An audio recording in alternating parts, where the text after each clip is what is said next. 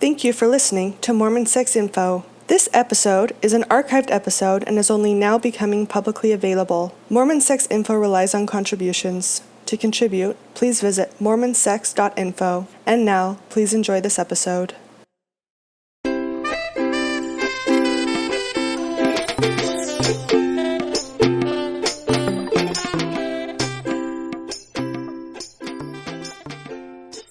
Hello and welcome to a co-production between Mormon Sex Info and Mormon Mental Health Podcasts.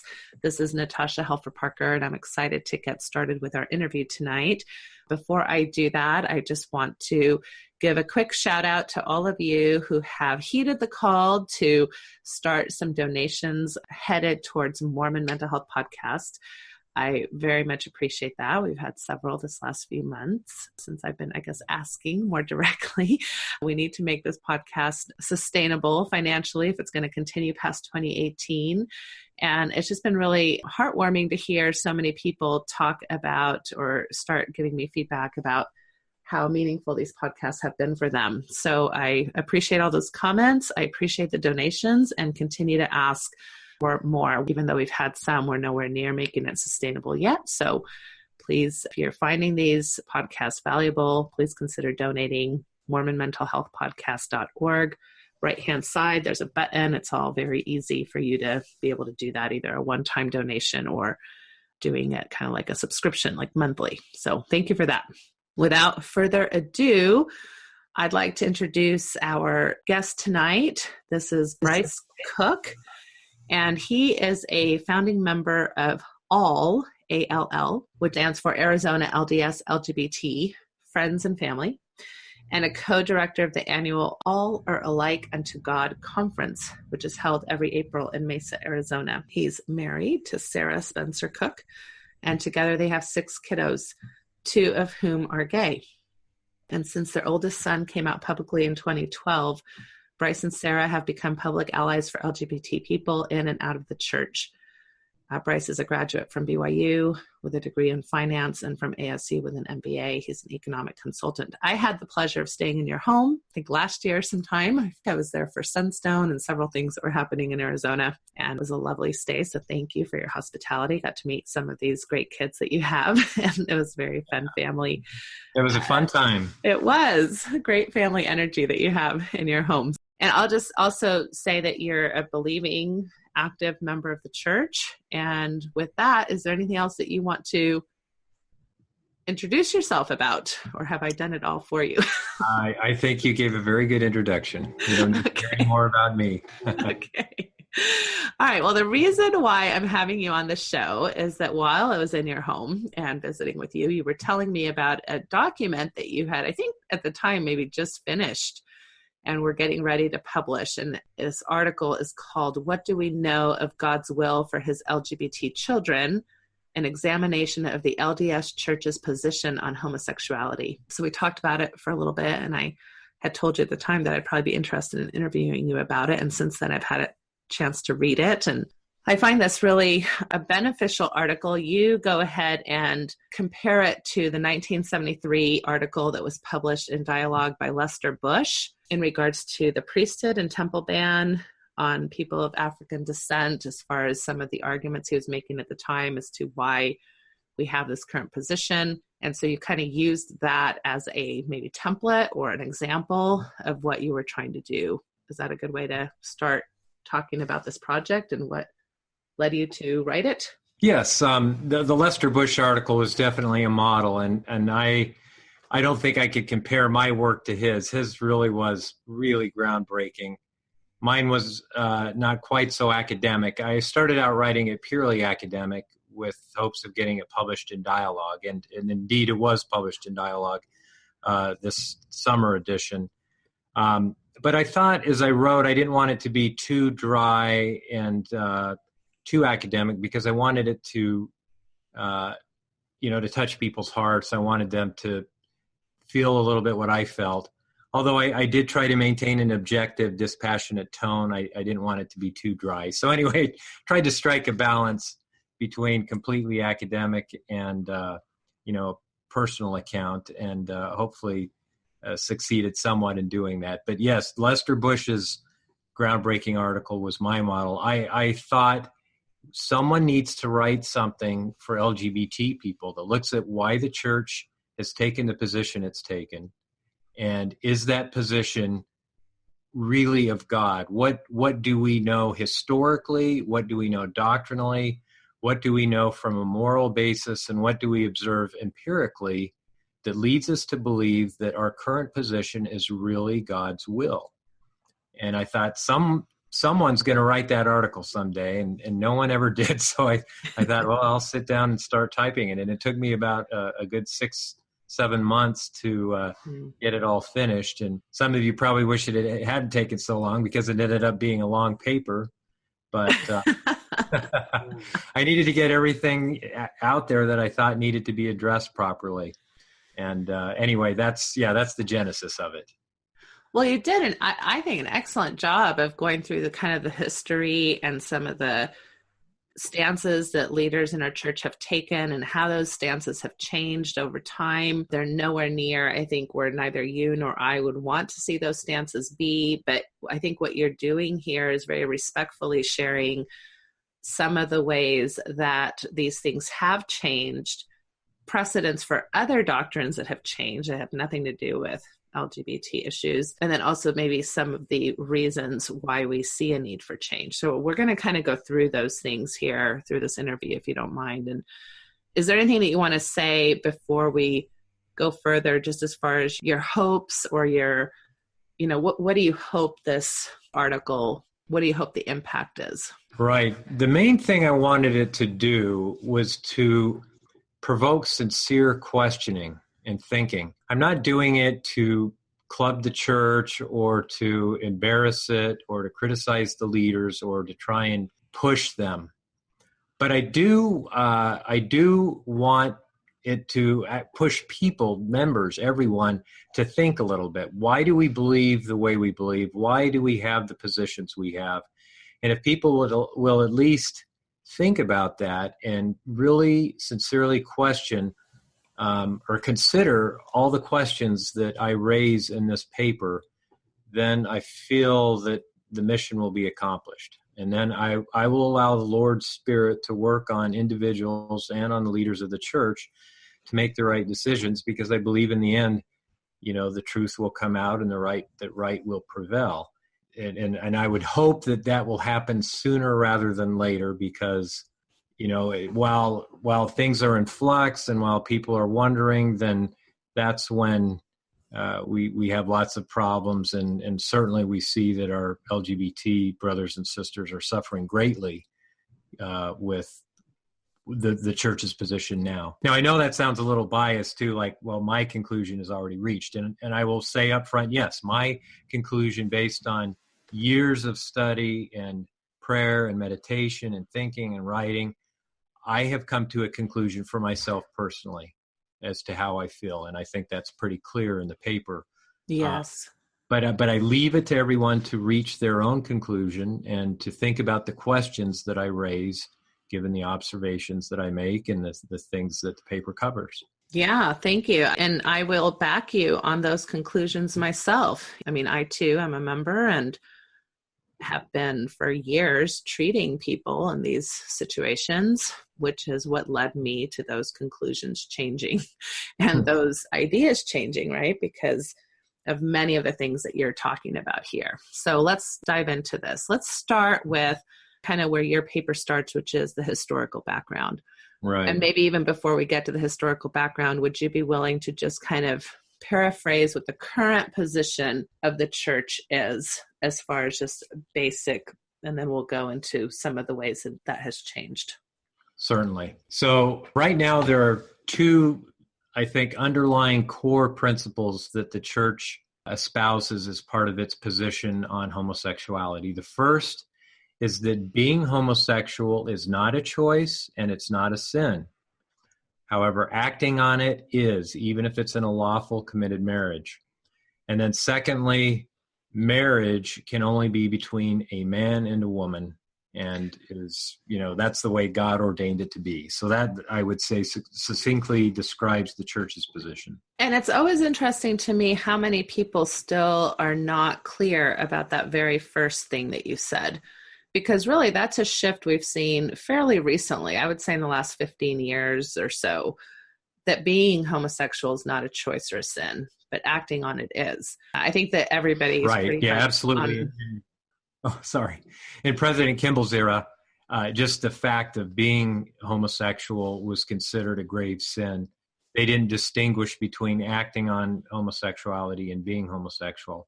And of course, they thought that it was absolutely a choice, that it was a moral weakness or failing that some people, for whatever reason, were susceptible to, and it could be repented of, and that course of their susceptibility could be changed with God's help and maybe with counseling and psychological help.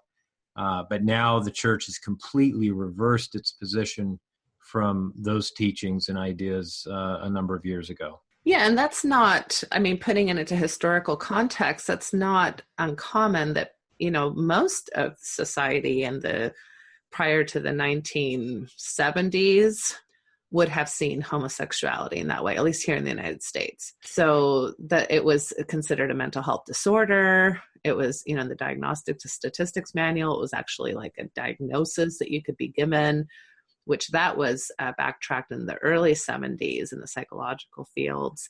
But this isn't something that just the Mormons, were thinking this way. This was pretty much the bias of the current psychological and medical times.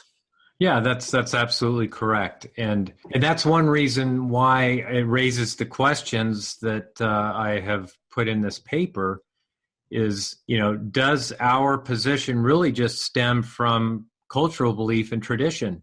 Because you're right, the church position in the 50s and 60s, which is when it first began to really become talked about and addressed by church leaders, primarily President Kimball, the church was in lockstep with cultural belief and even the psychological and medical fields until, like you say, the early 70s, once psychologists began doing studies and really listening and talking to LGBT people, then they understood that, this wasn't a choice. It was not a psychological disorder, and that they could live normal and happy lives just, the same as straight people. And so they removed it as a disorder, as you said, from the Diagnostic and Statistical Manual. The culture was kind of slow to adopt, but it gradually, through the 70s and 80s, gay people began to get more and more attention in the media.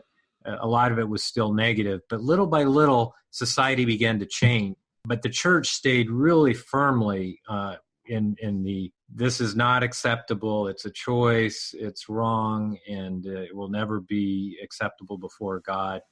And so the church really stayed about 20 years behind the rest of society. But then as society moved, the church would move a little bit, but still always kind of 20 years behind until, gay marriage in this era, in the last 5-10 years, society has gone from the majority not accepting homosexuality and gay marriage to now the majority accepting.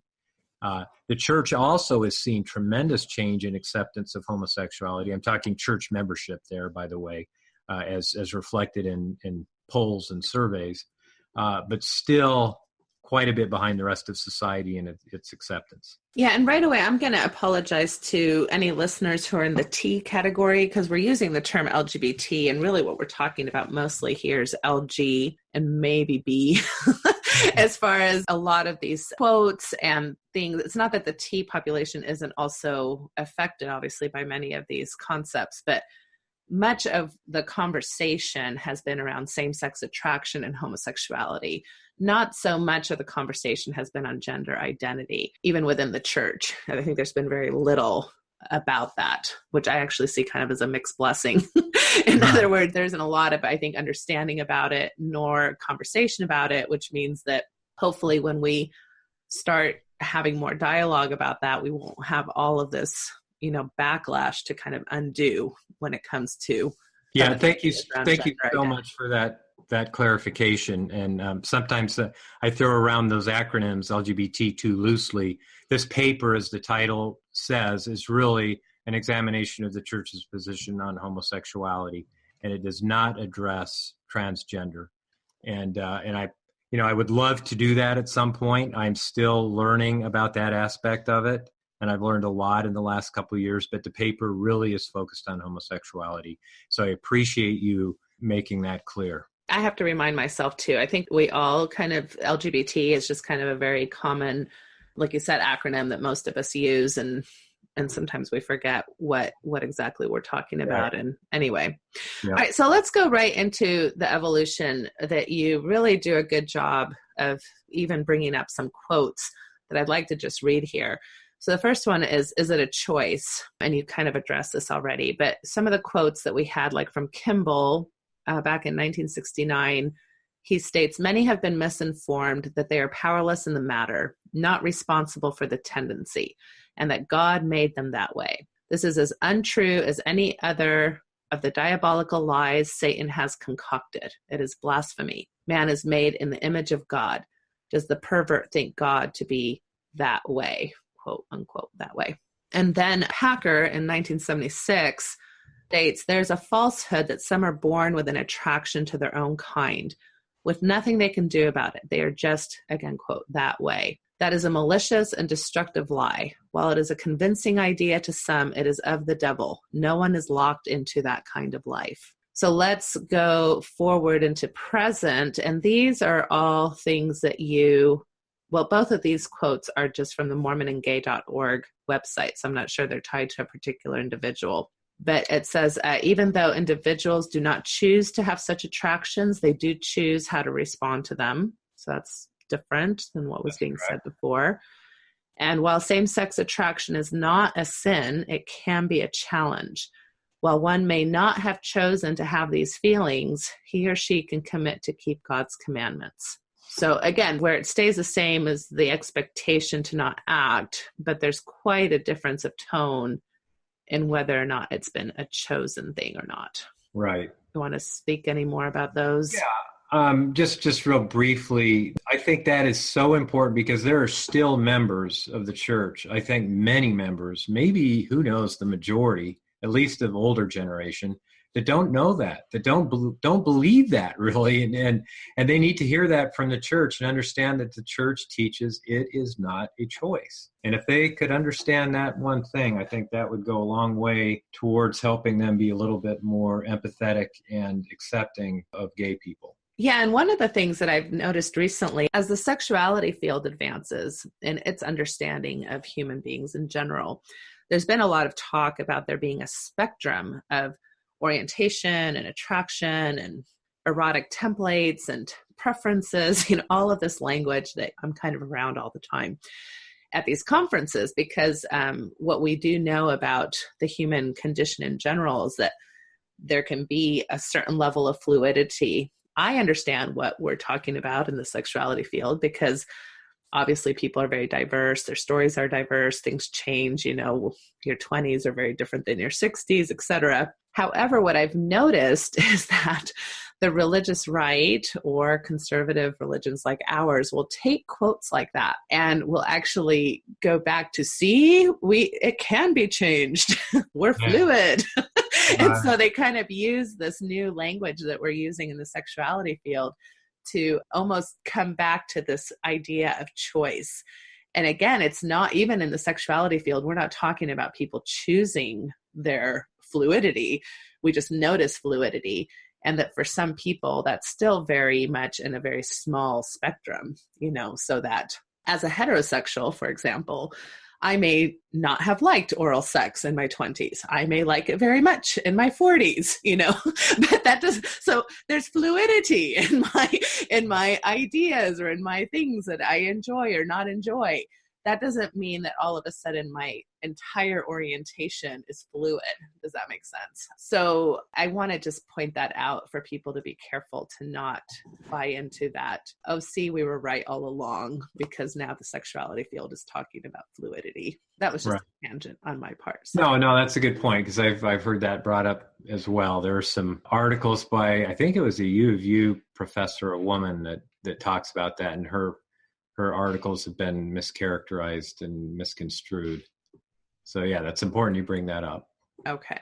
All right. So the next question that you pose is this idea of whether or not it's curable. And so let's go through some of the quotes here. Kimball, again in 1969, says, after consideration of the evil aspects, the ugliness and prevalence of the evil of homosexuality, the glorious thing to remember is that it is curable and forgivable. Certainly it can be overcome. And marriage to the opposite sex was a solution back then. In fact, I think that, I usually gauge it that if my clients are anywhere above the age of 35 currently, that they were probably given some type of, recommendation to marry the opposite gender. Right. All right. But now, as far as, again, on mormonandgay.org, which, by the way, is a site that is tied to the LDS Church. There's plenty of people that really don't believe it is, but it is. It says a change in attraction should not be expected or demanded as an outcome by parents or leaders. And then Holland in 2015 says, I must say the son's sexual orientation did not somehow miraculously change. No one assumed it would.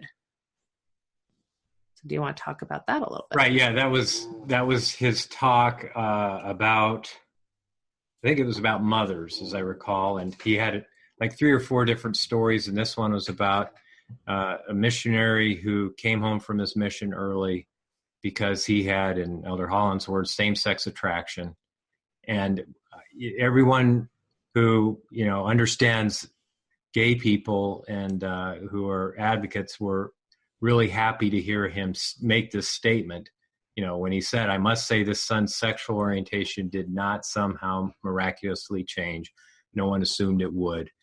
And that's exactly the position that the new mormonandgay.org takes, that it's not to be expected. They recognize now, they've got testimony of thousands of gay members of the church who have said, all the praying in the world and all the temple going and fasting and, religious observance does not change it. So the church has finally accepted that position.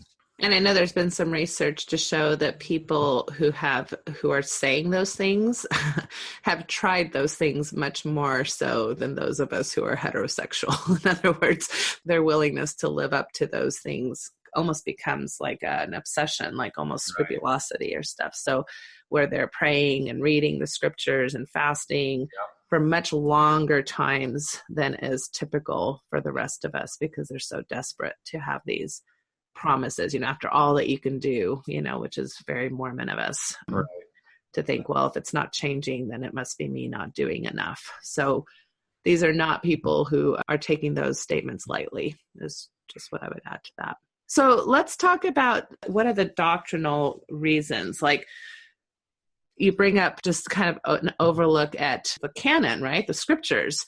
Yeah. So what basis do we have for all of these positions on scripture? Right.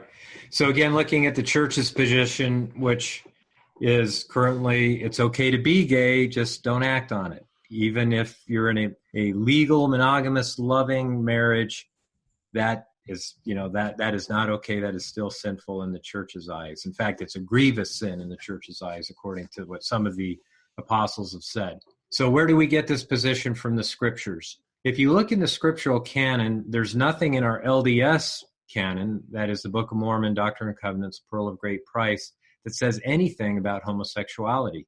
And it's not addressed by Jesus in any of the Gospels. There are 2 main biblical passages that Christianity cites to, primarily evangelicals, Leviticus 18 and Romans 1. And we don't need to get into the verses. They're known as the clobber passages, but they basically prohibit homosexual sex.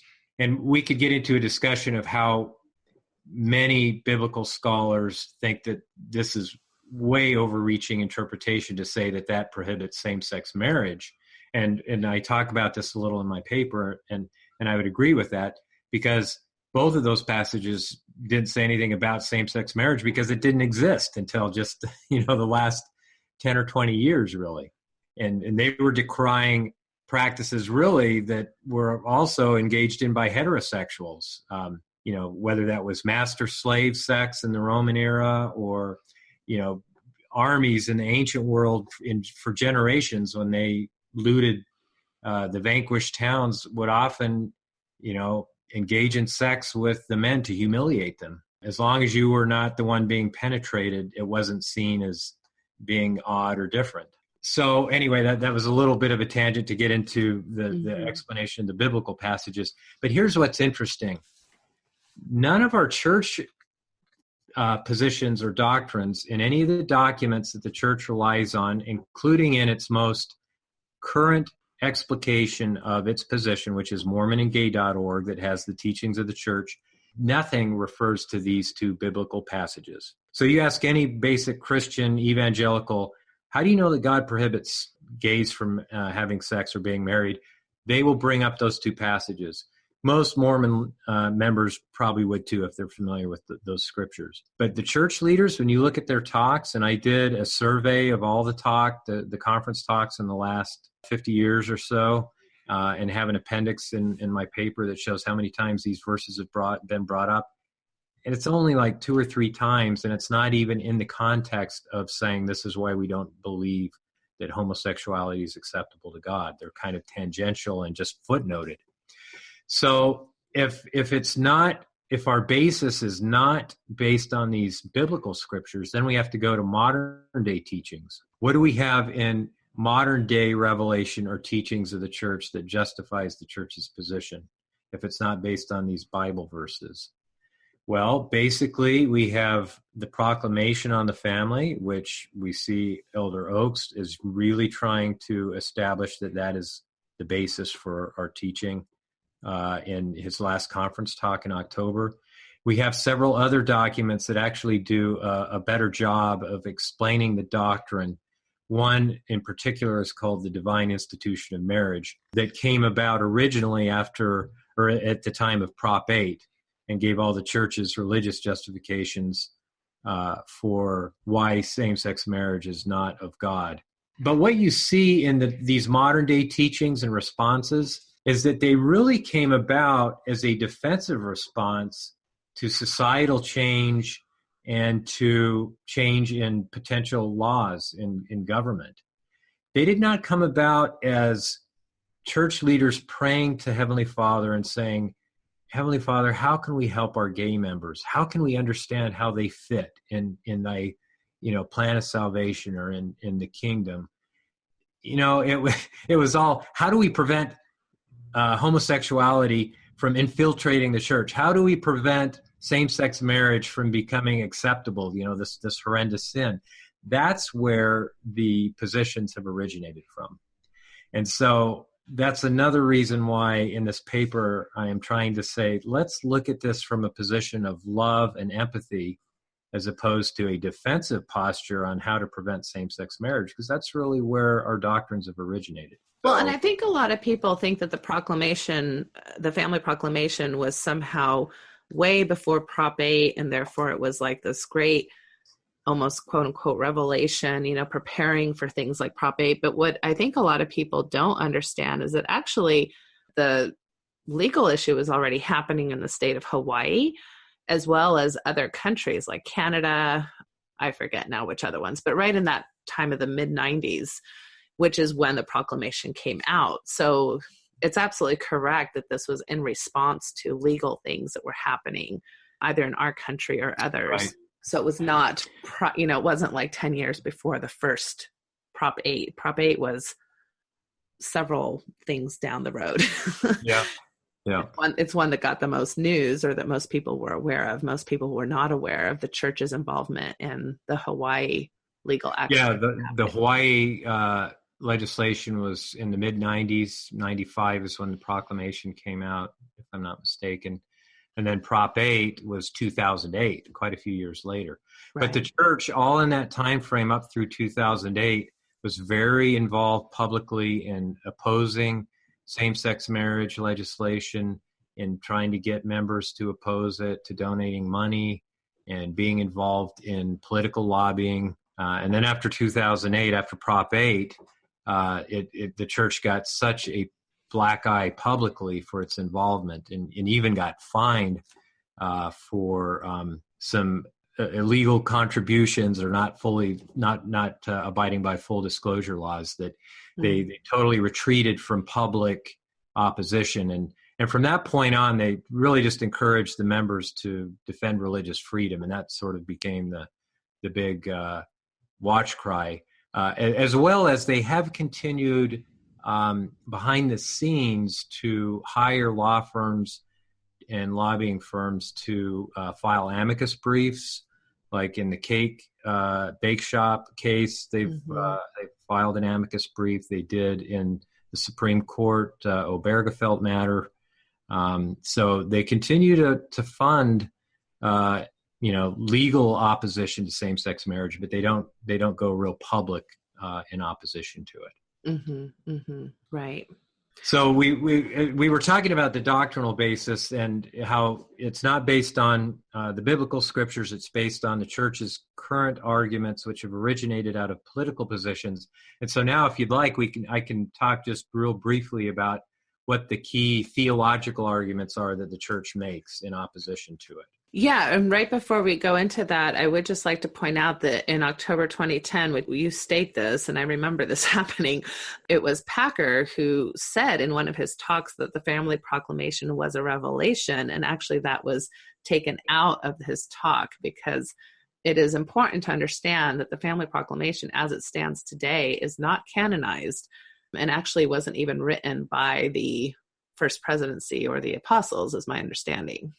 Right. Yeah. There's a lot of cloudiness associated with its origination.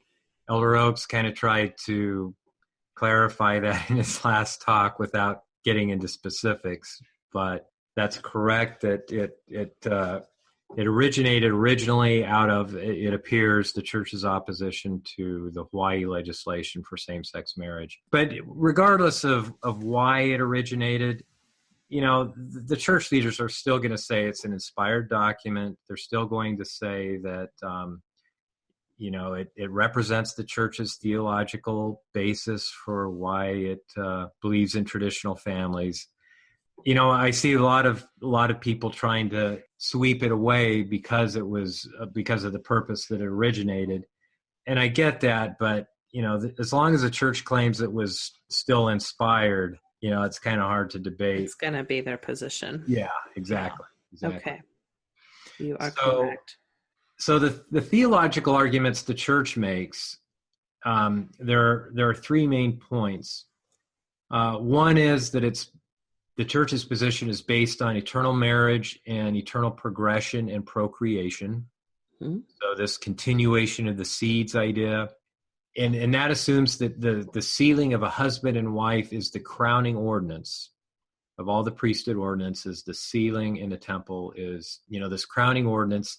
But because that has such a high place in our church, it's, I think, generated this implicit belief that there's no room for or deviation from man-woman sealing.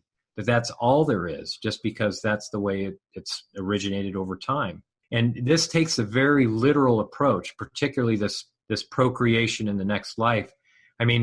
What do we really know about how procreation works in the next life? Do we really think it's going to be like the primitive biological evolutionary development that that we use to create our species in this life? That we use to procreate in this life.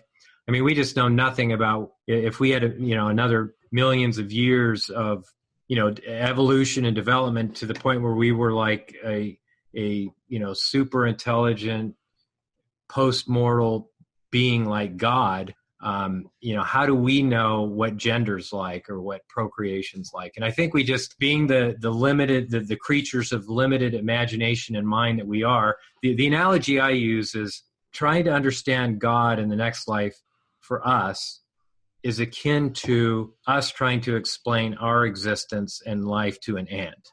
An ant just doesn't have the capacity to understand, or the intelligence or the experience or the physical sensation and ability to understand anything about our life. It can, it can understand warmth and heat and light and pheromones and things like that. And in the same way, I think God, has to use really primitive means to communicate with us, who are very primitive probably in our development, to explain what his life and the next life is going to be like.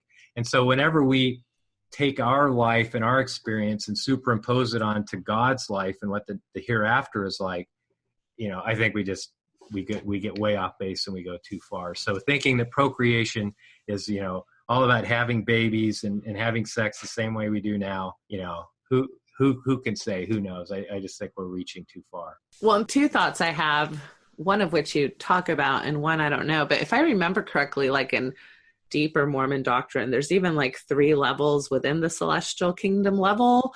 Yeah. And I think that it was like to get to the top level, you had to be like in a relationship, where you're sealed. I don't know. So like you're saying, a lot of that I think is speculation. What I find really kind of interesting or beautiful about Mormon doctrine in this regard is that we definitely left the heaven and hell rhetoric, right? Yeah. Like these 2 binaries, Right. Like we left that behind, and we kind of, whether it's the telestial or terrestrial or celestial or the 3 within the celestial, like there's all this at least room for paradisical glory within a huge realm of possibilities.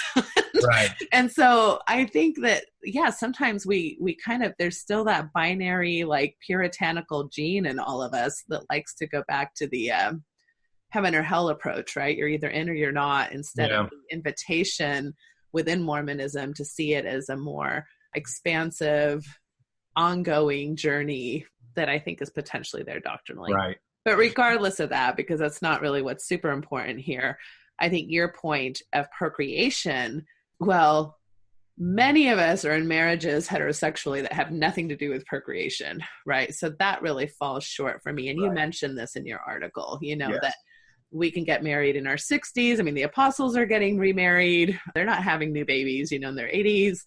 There's plenty of people who, for medical reasons, adopt or have infertility issues or whatever. Procreation is not really the primary reason we get married anymore. The primary reason we get married is because we fall in love and we want a loving relationship and a loving partnership and a companionship throughout our lives. And then hopefully, babies will come, but if they don't, we'll find other ways to raise a family. Or if we get divorced or have death, and then we get remarried. So that really falls short. Right. And that's one of the questions that my paper raises is, the church cites procreation as being an essential purpose of marriage. And yet it allows these couples that you mentioned, whether it's couples who are past childbearing years or those who are medically unable to conceive, it allows them to marry purely for love and companionship. So why can't we allow that same dispensation for gay couples? Why can't we allow them to marry purely for love and companionship, even if it's for time only, if that's all the church can do for right now, rather than say it's a grievous sin? So and can you talk about, before we move on to the other arguments, I think this is maybe a good place to insert some of the thoughts you wrote about in regards to celibacy, because celibacy is the option, right, that we give to gay members, but that doesn't create children either. So either way, there's no children. Yeah, I know. It's a kind of a funny catch-22 argument because, the church says, you can't marry because you're unable to procreate. So what's our answer for you? You need to live a celibate life. And as a celibate, as a person living in celibacy, you can't procreate either. So it's kind of a funny argument to make that. And what's interesting about the celibacy argument, which is really the only path now the church explicitly approves, recommends, because while individuals may try to make a mixed orientation marriage work and the church will be okay with that, they don't push that anymore because they recognize how difficult and challenging that can be and how unfair that is. I mean, really, if those of us who have children, would we want our daughter, our son to marry someone of the opposite sex who is gay? It's not fair to them or to the gay person. Even there, it rings to me that because we can empathize with the heterosexual member, that's why it's been less recommended, Yeah. because we're not empathizing with, the Right. LGBT people. Right. And so, but we are empathizing with the heterosexual member who's now in a mixed orientation marriage. So let's not push that anymore. We wouldn't want the poor woman or the poor man to be in that position. Right. Yeah, the recent Josh Weed post that he and his wife Lolly posted about their divorce, she really expressed that, I thought, beautifully. That, all these people said, oh, yeah, I can understand why you're doing this, Lolly. It's so unfair of you to be in this marriage where you don't feel loved and desired. That's just so unfair to you. And she says, well, I'm glad you can see that from my perspective, but can you see why that's also unfair, to the gay person, to Josh, that it's unfair for him to be in a marriage where he doesn't feel that desire and that love and that connection. So yeah, it's important to be able to see it both ways. Yeah. Okay. So then the next, and then also just to finish up the celibacy argument, there's nothing supporting celibacy as an option again from a scriptural perspective. Yeah, what's interesting about celibacy is that past church leaders, particularly McConkie, who was really outspoken about the Catholic Church's apostasy and its improper and undoctrinal ways, cites celibacy as a very apostate doctrine. And as members of the church, we all know from Genesis and Moses and the temple that it's not good that man should be alone, that God wants us to pair up. So celibacy is not a good condition for humans generally to be in. But for whatever reason, the church feels that that's the only position that a gay person can be in. Right. And we'll get into some of the effects of this later. But for right now, we're just presenting the doctrinal arguments. Okay. So then the next argument that you state is the complementarianism. It's a long word. Argument. Yeah. So you want to talk a little bit about that? Yeah, so this gender essentialism or gender complementarity or complementarianism is really gender roles that, men are masculine and there are certain roles that they should aspire to, and women, have this feminine side. And the church really defines this as being, an eternal perspective. In the proclamation on the family, I mean, we can see it right there that men are to provide and protect, and women are primarily the nurturers. So the church has really bought into this idea, and they hold to this as doctrine. And so they say that two men or two women cannot satisfy this complementarity that should exist in a home and a family, and particularly in raising children. Now, one argument that I make against that is that even in a heterosexual marriage, you may not have the full complement of masculine and feminine.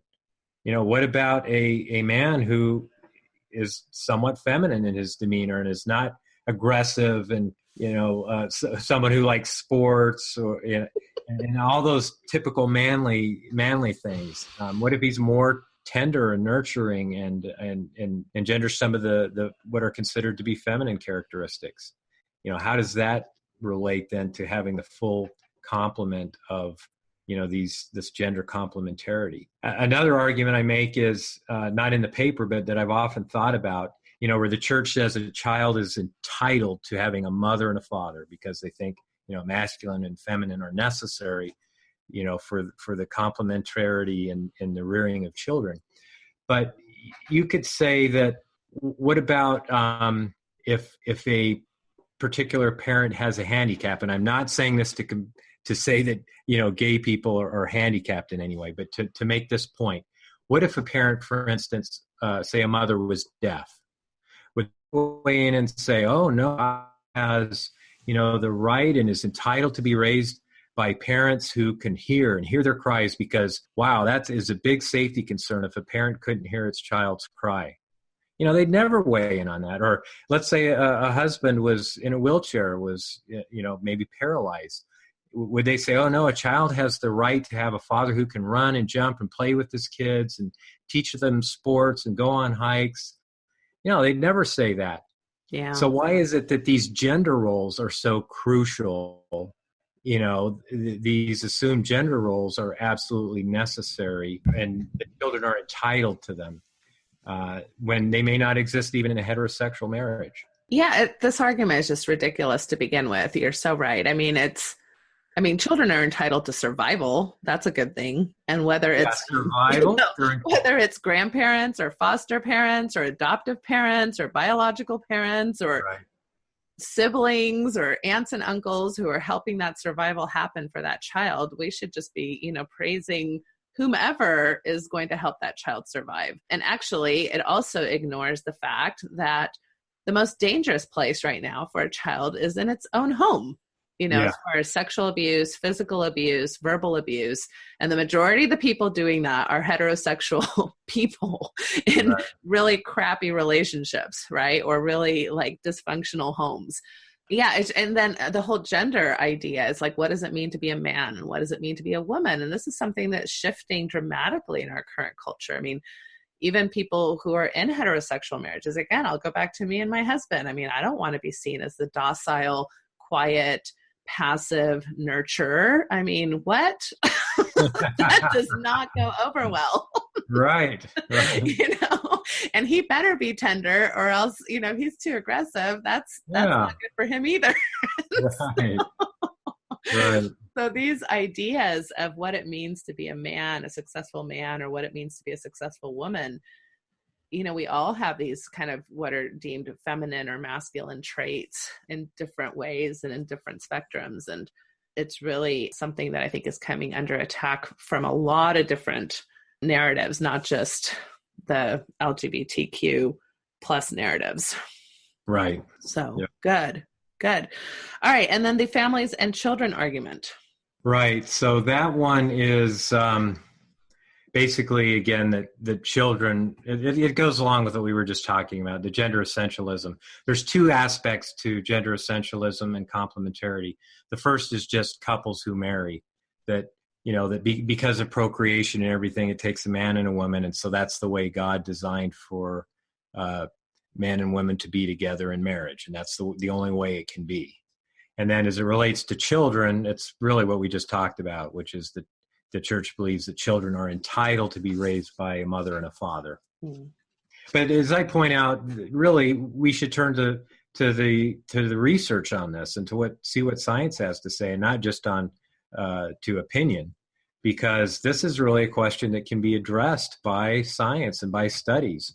And what the studies show, and which I cite in the report, is that gay couples, and this is still emerging, is because gay marriage is relatively young, but gay couples are just as capable of raising well-adjusted children, who, by the way, are going to turn out to be heterosexual or homosexual in the same percentages as the population as a whole. So it doesn't have any impact on that. And really what matters is it's the socioeconomic status and how much time the parent spends with their child, and if they love them. Those are the keys to good parenting, not whether. So actually, father. I'll just challenge your wording a little bit. It's not just as good as, they're actually doing a better job than the heterosexual parents. Yeah. Because at least at this particular point of time, to be in a homosexual marriage with children, you've got to have a lot of motivation and, like you're saying, resources and time and energy and devotion to make that happen.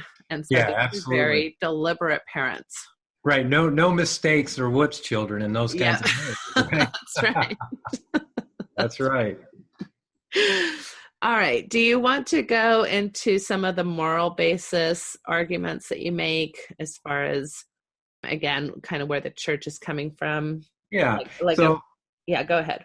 Right. So for the moral basis, now I wanted to examine it just from the position of someone who is trying to come at this from a purely moral reasoning standpoint without religion.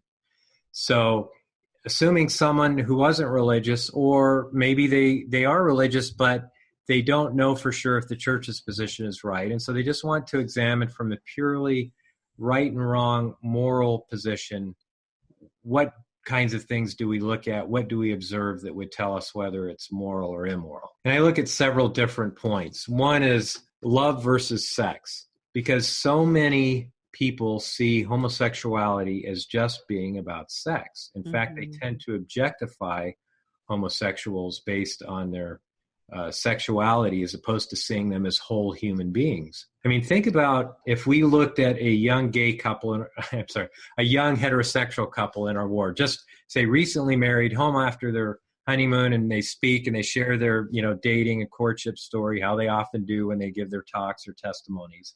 What if we were to just view them as, oh, wow, they couldn't keep their hands off each other. They're just, burning with lust. That's the only reason that they're together. And, people, all they could think about is what they do in, their bedrooms and stuff. We don't think that way. That's horrible. But yet, when it comes to gay people, that seems to be the focus. In my experience, when I talk to people, is they just cannot get off of gay sex and the sexual aspect of a gay person's relationship. They don't see them as being whole human beings who can love and respect and edify and build each other in exactly the same ways that a straight couple can. Yeah. And I don't know why we're so fixated on this. I mean, heterosexual people have anal sex. Right. Heterosexual people have non-penetrative sex, because I get the whole thing about lesbians too. Like, well, how do they have sex? Well, you don't need a penis to have sex. I mean, I guess you can use a dildo or something like that if you really want something to insert into the vagina. But quite frankly, lots of people have great sex just through manual stimulation, anal stimulation, all of these different things, regardless of who is in the bedroom. Those are things that everybody does. So I think everybody can just take a bit of a chill pill on that and just assume that people get off in a variety of ways that feel good to them, regardless of who they're with. Right. I'm totally with you on that. Right. Yeah. So the takeaway there is, let's view gay people's relationships the same way we do straight people's relationships, not just as based on sex only. That's just one aspect of a relationship. Another thing I look at is gut instinct. That's the term for what people feel maybe naturally when they think about being physically affectionate with or intimate with a person of the same sex. They may feel repulsed or makes them feel sick inside. It's because it feels unnatural to a straight person. Well, did they ever stop to think that to a gay person, thinking about having sex or being intimate with someone of the opposite sex might make them feel the same way. And so I think straight people seem to naturally project that, same-sex relationships are gross and repulsive because that's the way they feel, but they don't even stop to think that that might be the biological reality for someone, with the homosexual sexual orientation. So, and I would add to that repulsion and disgust are not necessarily answers to revelation. In other words, I, at some point, was very disgusted by the fact that people had sex at all, like when I was 10. Right. Yep. So I didn't use that disgust to be an answer from God that all sex was bad. Right. But I did eventually, grow into something that had previously disgusted me and no longer disgusts me, and so to not confuse sometimes uncomfortable feelings with answers from God. Yeah. Sometimes they are, but not a lot of the times. Right. Or to assume that that's a moral basis for prohibiting something. Because again, this section is really just trying to look at things, even just aside from religion, what do we know that morally justifies or, objects to homosexual relationships? And so I try to point out gut instinct is really not a good basis for doing that. And if it is a basis, then homosexuals should be able to use their gut instinct to judge their relationships, not to judge straight relationships. In the same way, straight people shouldn't use their gut instincts to judge the morality of a homosexual relationship. Yeah. Then we have whether it's natural or unnatural. A lot of people say it's not natural because, one, they can't procreate, and two, gay sex is just inherently unnatural, which gets back to, again, really the gut instinct thing. But who gets to define those terms? Right. Who gets to define what's natural or unnatural? I mean, that's the same argument that was used against oral sex for many, many years amongst heterosexuals as well, or masturbation, or many sexual aspects that we consider perfectly normal in the human realm. And there are many things about our life that may be unnatural, but we don't consider immoral. Whether those are medical procedures. A lot of people thought that in vitro fertilization, when it first came out, that must be against God's will. But now the church really doesn't take a position on it. And I know many members who have been absolutely blessed and grateful for that medical procedure to exist because it's allowed them to have kids. And no one would say that, well, there might be some people that would say it, but most people would not say that because in vitro fertilization is quote unquote unnatural, that makes it immoral. Yeah. Most of us are living in unnatural world. Like we have braces, we have any type of medication you're taking wouldn't have been natural 100 years ago. Absolutely. One other thing I bring up that I really liked was a story or a movie of a woman who was born without arms. And I remember seeing this as a missionary in the MTC, this little movie, a documentary. And she was a mom, and she bathed her kids. She bottle fed them. She caressed their face, all with her feet. And she could drive. She could go grocery shopping. She could cook and peel apples with her feet. It was amazing. And at first it was, as I point out in the paper, it felt a little weird to me and off-putting kind of, because I thought, oh, wow, that just seems so weird and unnatural. But then by the end of it, I felt convicted in my heart for even thinking that, because this woman was inspiring and wonderful. She was born that way, and she was able to make the best of, her life and was not prohibited from being a mom and from doing all the things that a person with arms could do.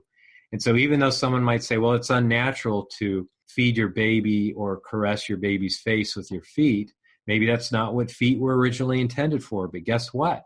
It works, and there's nothing immoral about that. Right. That's a lovely story. Yes. Okay.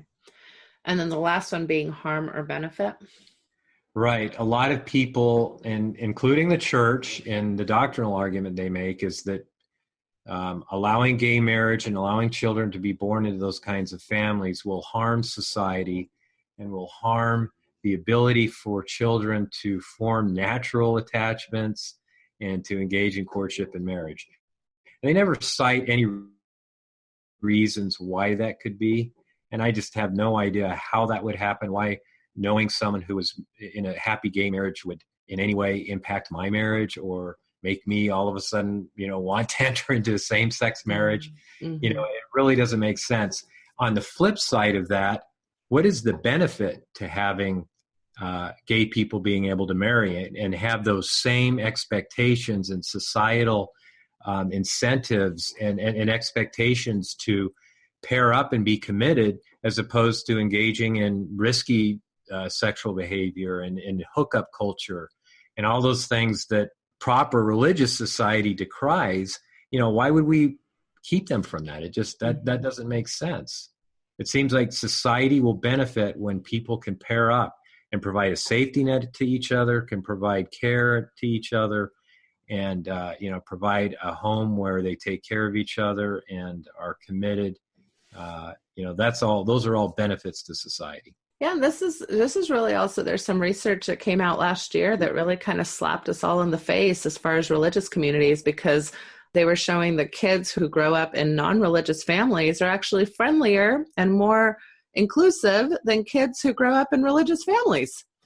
So because I think of things like this, right. When we're teaching all the time, like pretty much on a regular weekly or monthly basis, that there's a certain part of the population that is different or not worthy or not, that we should be fighting against, that trickles down. Right. And we do that specifically with the LGBTQ population. But, I think we do it with other things too, whether somebody's smoking or whether somebody's wearing a bikini or whether we have all these markers where kids right. on, yeah, like, us that's not a them. safe person. Mm-hmm. Right. Yeah. The evil world and the us versus them. And that's where I think we need to remember that Jesus said we need to be in the world, not of the world. Yeah. So, mm-hmm. And also not to mention, because you mentioned this a little bit in the paper as well, we won't get into it too much, but that marriage in of itself is a fairly newly, kind of renovated institution. So it's not like we can go back and say, oh yeah, marriage has been this great thing all along, and now it's being ruined by the homosexuals. I mean, marriage was like a place where basically women were owned and had no rights and lost their property and lost their custody of their children for millennia if anything went wrong, or had no options to divorce, or had no rights, were basically a slave, enslaved in marriage. So we have a fairly recent, kind of more loving idea of marriage. It's fairly new. So I'm not sure what we're ruining. Right. Yeah. Love-based egalitarian marriage is a relatively new phenomenon. And actually, as I point out, marriage is on the decline. In Europe, it's big time, it's on the decline, and it's on the decline in the US. We're kind of following in the same footsteps. But if anything, ironically, gay marriage may be a rejuvenating influence in helping to kind of, again, enliven and help show what marriage can be. Yeah. But this is a really important piece, because this is the piece that I'm always speaking to in my blog writings and my positions of advocacy, is really the empirical basis. And so, I love the scripture, by the fruits you shall know them. I think there's so many beautiful metaphors in all of the gardening scriptures, really, that point us to how we take care of things and whether or not things die or live or bloom or thrive. And so I want to just read the list that you kind of came up with here, because it is a list that I have seen and you've seen it by, I think, probably with experiences maybe with your own children, but also in your advocacy work, you've had opportunities to talk with many, many people in these positions. And I, from a clinical perspective, have seen this over and over and over again. So you say the fruits of the church's current position in the early stages. So when maybe a teenager is first acknowledging that they're gay or same-sex attracted, and this can happen as early as ages, 7, 8, 9, Right. And then, very typically in the 12, 13, 14-year-old stages. So extreme guilt and self-loathing, even when living church standards. So that's very important. So even when they're doing everything right, there's still that extreme guilt and self-loathing just for who they are. Depression and despair with occasional suicidal thoughts. Extreme religiosity and scrupulosity, which is perfectionism and an unhealthy obsession with righteous living and rule-keeping in hopes of changing or proving worthiness. So I see this over and over and over again, and so do many of the people that I'm colleagues with. We talk about this often. Now, in the later stages, realizing sexual orientation isn't changing, so that these things aren't working. There's periods of depression and despair with suicidal thoughts, sometimes leading to suicide, social emotional detachment, inability to form relationships with others, stagnation, apathy, and hopelessness, overcompensation, perfectionism, and overachievement, obsessive compulsive behavior associated with pornography and masturbation, made worse by feelings of shame, worthlessness, and hopelessness. So using those like as a coping strategy, living in a perpetual cycle of shame, trying to suppress innate sexuality and live according to the church's standards, but always falling short, which can fall into like periodic hookups or pornography viewing, etc. Because again, they're trying to suppress this, this complete part of themselves as sexuality. A loss of faith, anger, and bitterness against the church and God. And the vast majority leave the church to eventually preserve emotional and mental health. So that is the current state. That's the fruits of what we are teaching in church. Right. And then you share several anecdotes of people who kind of give their stories. So I would encourage everybody to go read. I'll be linking to this article, of course. Yeah. The stories are just so, moving. And I tried to find the stories that to me meant a lot. But I read these stories constantly because I'm in a lot of the different affirmation Facebook groups and other LGBT Facebook groups. And, plus we have our All Arizona in Real Life group. Mm-hmm. And so I meet gay people all the time and hear their stories. And these things that you just described, these fruits of the church's position, are universal. I mean, maybe not 100%, but 99.9%. Of the people that I have met and in the stories that I hear go through some or all of these stages. And so we have to ask ourselves, if our position, if we really believe it's of God, then why do we see these fruits? There has to be something wrong, either with the gay people or with the church's position. And I don't think it's with the gay people. Yeah, especially when we see, when they finally leave or choose their emotional well-being over this type of religious living, we see the opposite types of fruits, which we'll get into in a minute. But Right. I just want to really say that this is why it's no longer tolerable for me to hear things like, well, but that's God's way. Or, that's the only thought people put into it. Well, that's just the way it is. The prophets have spoken. The thing you always hear is, oh, well, that's just their burden. We all have burdens and crosses to bear and weaknesses in life. And these, this is their burden. But my response is that burden is not something they're born with. The burden is put on them by the church's position, because once they leave the church, then that burden no longer exists. And by all of us saying those things. Yeah, exactly. Yeah. The burden is put on them by homophobic reaction in society or church or whatever other culture they're in. But, I'm also involved in this parents group who have LGBT kids, and there's over 1,000 now. It's really fast growing, and it's mostly active parents who are active in the church. And almost every story when they introduce themselves, and the kids are coming out younger and younger now. Like my 2 sons didn't come out until after their mission, publicly anyway. But now the kids are coming out like in their early teens or 11 or 12. Mm-hmm. And almost without fail, the parent says, they stopped wanting to go to church. They stopped wanting to go to Mutual. And, I didn't know what was wrong. And then it finally comes out that, they say they're gay or bi or trans. And that just tells us that the kids, no matter how much the church is going to come around and say, well, we need to love gay people, we need to understand them, we need to hear their stories. As long as their position is this thing inside of you, this deep feeling of attraction and desire and wanting to love and have companionship is evil, and you can't do it like all of your brothers and sisters and friends and everyone else. You're not allowed.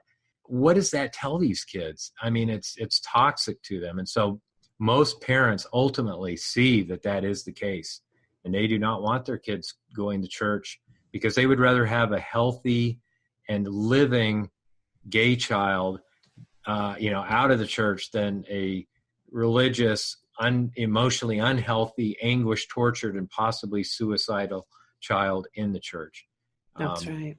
And so that's generally what I am seeing among parents, even active parents. As much as it hurts them, to have their kids leave the church, they recognize that it's in their best mental health interest. That's right. That's right. And then you make this list here of people that you've met and know that are partnered and that are comfortable in their orientation and their identity. And the fruits there are happiness and fulfillment, stability and commitment, sincere love and concern for each other. So again, that partnership, when we tell a teen that they can't be partnered with somebody, imagine what that does for all of their relationships. It's not just their romantic relationships, right? Right. Again, greater emotional and spiritual well-being, light in their countenance, the fruits of the Spirit in their lives. And I love that you use that language, that spiritual language. That's ours. It's our Mormon language. Right. Because they are not other. That's such a pernicious belief that the Spirit will leave when they are able to have these types of relationships and when they're able to own themselves. That is really, I think, such a sin on us as a church to have that belief when we see the opposite. And they do have the Spirit in their lives. That is so true. That's one thing I wish our church leaders who hold so firmly to their position, I wish they would go into the homes of gay married people and gay married people who are active in the church. You wouldn't think there are that many, but there are. And see that countenance and see the light in their countenance and the Spirit in their eyes, because it's there. It's quite amazing. And I think that would maybe do more to change their thinking than any, doctrinal exposition or arguing would ever do, is just to associate and be with these people and really see their hearts. I think ultimately that's what tended to make President Kimball question the church's position with respect to Black people in the priesthood and temple.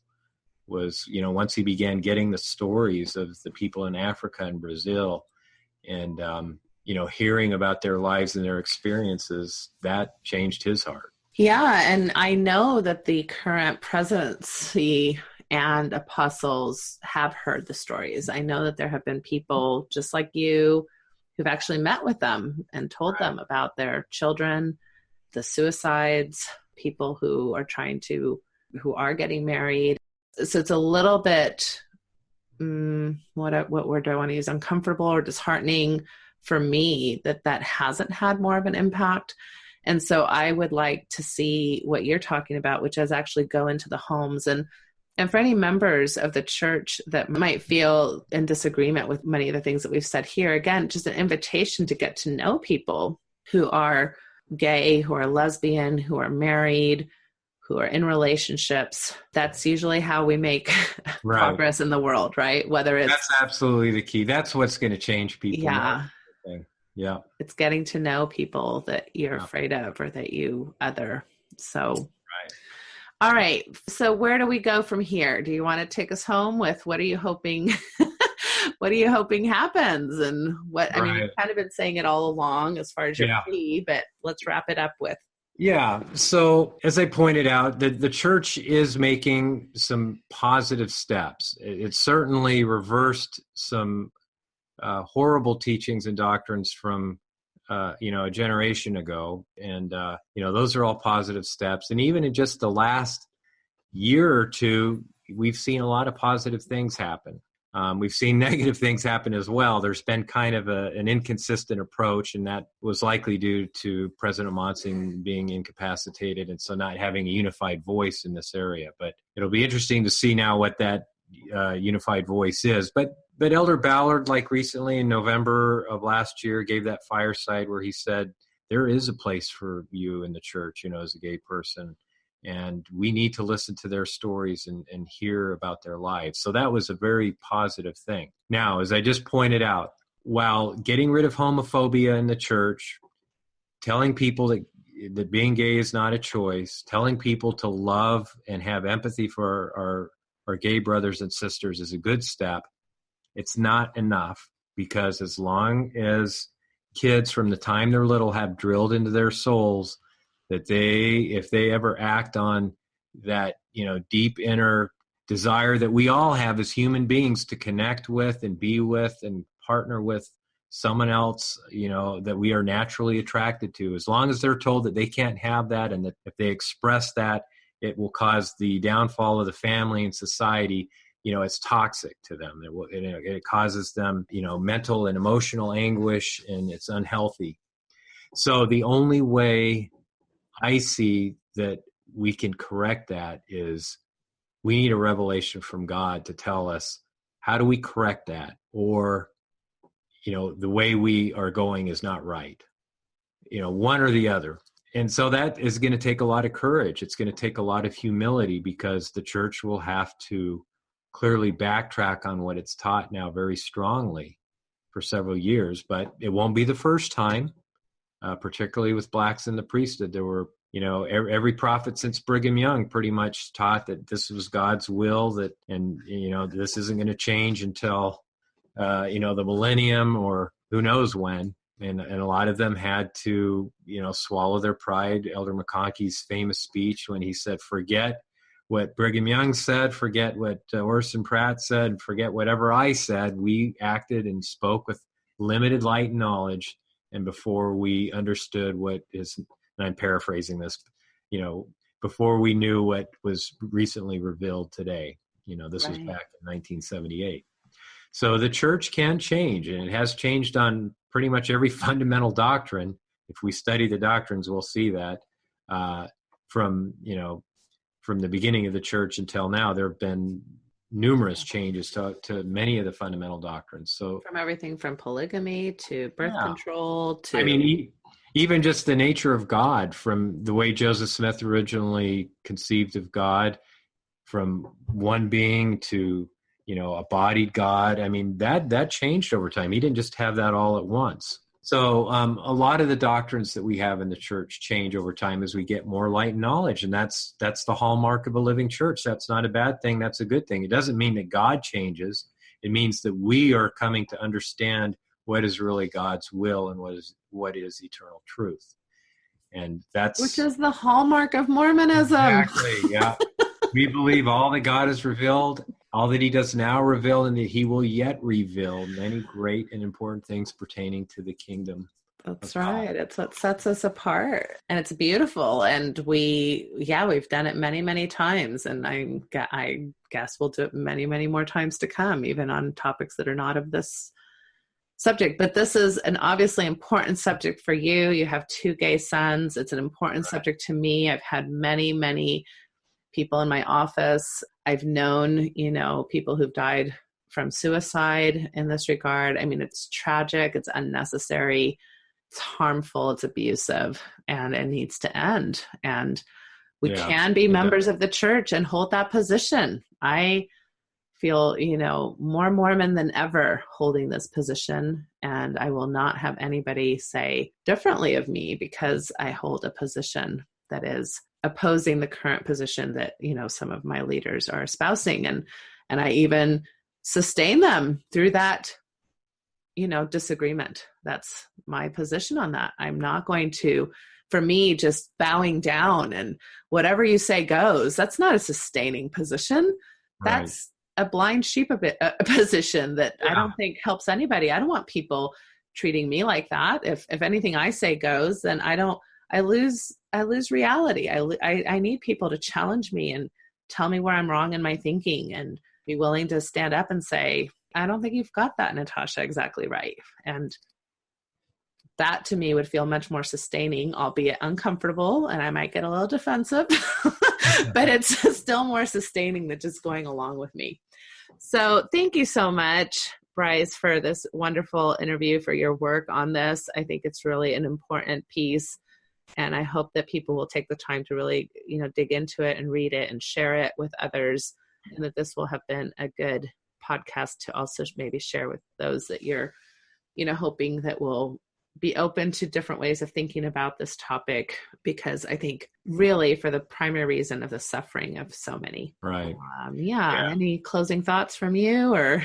Well, I want to thank you for having me on and allowing me to share this paper. And as I expressed, I just hope, if anything, that it causes people to think and to really consider the questions that it raises, and that they might get their own inspiration on this subject and not just rely on what they're told and what cultural tradition and belief has been over the ages, but that they really come to understand what it means to be gay. And ideally, if they would really come to know gay people and see what their lives are, I think that would do more than anything to change hearts and lives.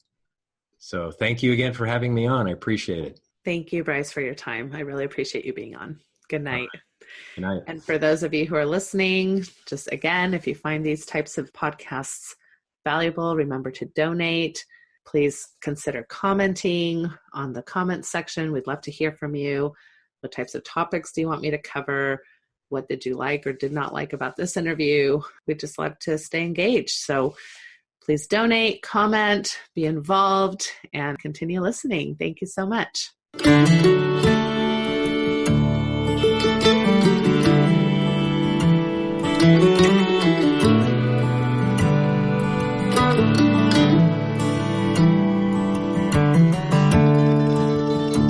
We took the long road home, turned minutes into miles, and as the evening traveled on, the sunset bathed your smile. We stopped beneath the desert stars, wrapped in each other's arms. Was as simple as I love you, an ordinary, extraordinary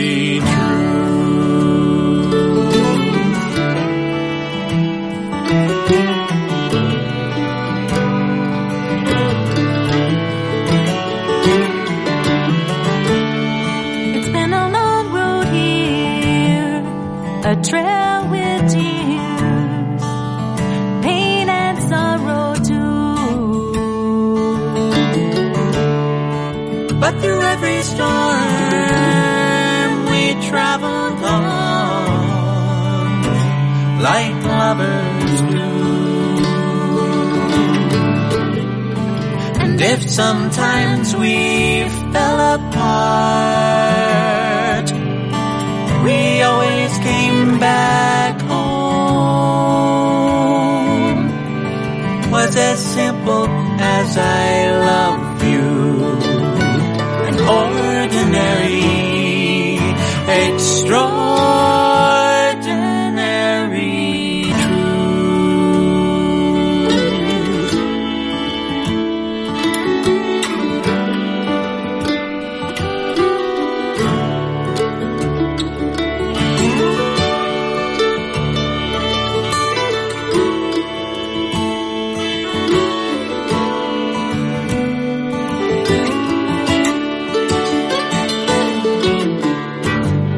Some people say love is blind and forever is too long.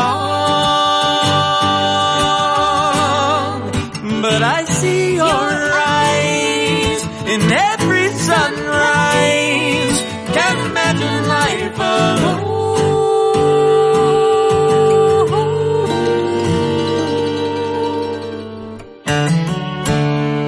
Let's take the long road on together until we're gone. Want you by my side till the day I die and into the beyond. It's as simple as our love is. That's how I wanna go, all wrapped up in the arms of our extraordinary, it's nothing ordinary love.